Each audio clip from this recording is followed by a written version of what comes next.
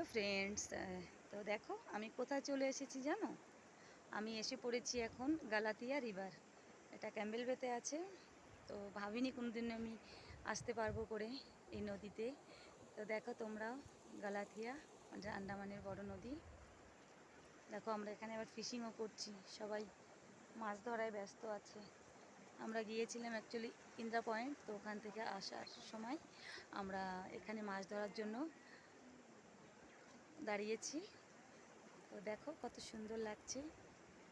দেখো সব থেকে বড় কী কথা জানো, এই দেখো মাটির ব্রিজ গালাতিয়া নদীর উপরে। তো বলছিলাম যে দেখো মাটির ব্রিজ গালাতিয়া রিভারের উপর থেকে, এই দেখো দেখতে পাচ্ছ ওই যে শুরু ওইখান থেকে আর শেষ গিয়ে দেখো মাথায়। তো এই মাছ ভাজছে, মাছ ভাজছে, মাছ ভাজছে।